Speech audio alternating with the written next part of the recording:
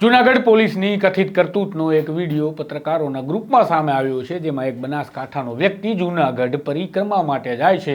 3 સવારી બાઇકમાં તેઓ હતા, તેના કારણે પોલીસ અટકાવે તે સ્વાભાવિક છે ને અટકાવવા જોઈએ, પરંતુ દંડની રકમ ભરી જ્યારે પાવતી માંગવામાં આવી ત્યારે તેમની પાસેથી પૈસા પડાવી લેવામાં આવ્યા, પણ પાવતી ના આપવામાં આવી। વિગતે વાત કરીએ જૂનાગઢની લીલી પરિક્રમા સમયે પોલીસની આ કેવી લીલી આબરૂના ધજાગરા થઈ રહ્યા છે।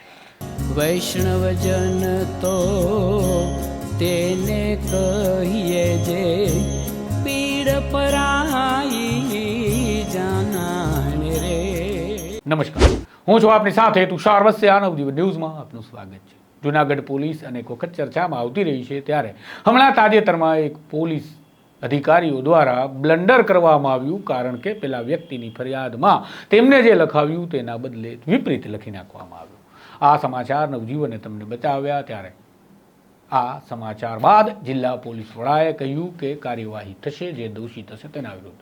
ત્યારે જૂનાગઢમાં હવે લીલી પરિક્રમાની શરૂઆત થાય છે, ત્યારે ભારતભરમાંથી અને ખાસ ગુજરાતના આસપાસના તમામ જિલ્લાઓમાંથી નાગરિકો આવતા હોય છે, કારણ કે આ ભાવિકો ગિરનારની લીલી પરિક્રમાનો લાહો લેવા ઈચ્છતા હોય છે। આ જ પ્રકારે બનાસકાંઠાનો એક વ્યક્તિ જૂનાગઢમાં જઈ રહ્યો હતો અને જૂનાગઢ પોલીસમાં તેમને કેવો અનુભવ થયો તેનો વિડીયો પત્રકારોના ગ્રુપમાં વાયરલ થઈ રહ્યો છે। સાંભળો આ વ્યક્તિ શું કહી રહ્યો છે।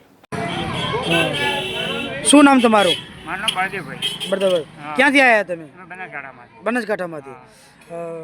શું પોલીસવાળા તમને શું કીધું? અમે યાત્રા કરવા જતા હતા, મારા ભાઈ 300 રૂપિયા પડાયા અમારા 300 રૂપિયા પડાયા? અમે પહોંચ મોગી એટલે અમને પહોંચ ના આપી। પોચ તમને ના આપી? તમે શું લઈને આવ્યા હતા? અમે બાઇક લઈને આવ્યા હતા। બાઇક લઈને આવ્યા હતા, બરોબર? હા, 3 સવારી હતી। કયા રૂટ વચ્ચે તમને કીધું? અમે જુનાગઢ બેલખા વચ્ચે પોલીસવાળાએ કીધું તમને? બેલખા વચ્ચે પોચ ના આપી પોલીસવાળા? ના આપી અમને। તો હવે તમને પોલીસવાળા સામે તમે શું કાર્યવાહી કરવા માંગો છો? અમે હવે અમારથી કાંઈ કરીને કરીએ।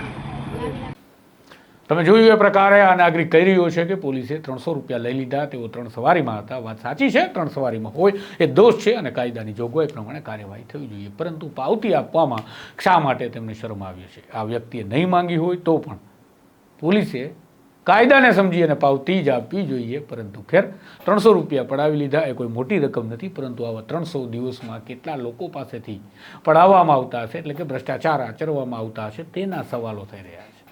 આ હાલ ઘટનાને લઈ તપાસ ક્યારે થશે તે આપણે જાણતા નથી, પરંતુ આ વિડીયો પત્રકારોના ગ્રુપમાં આવ્યો, જેના માધ્યમથી આપણા સુધી સમાચાર એક જ વ્યક્તિને પહોંચ્યા છે। વધુ વ્યક્તિઓ પણ આ પ્રકારે હોઈ શકે, કારણ કે લીલી પરિક્રમા કરવા માટે લાખો ભાવિકોનું ઘોડાપૂર જૂનાગઢમાં ઉમટતું હોય છે। જોઈએ હવે શું થાય છે આ મામલે। આ પ્રકારના અહેવાલો, સમાચારો જે આપનો અવાજ છે, આપના માટે છે, માટે આ ચેનલ પણ આપની છે, તો સબસ્ક્રાઇબ કરવાનું ભૂલશો નહીં। નમસ્કાર। વૈષ્ણવજન તો તેને કહીએ જે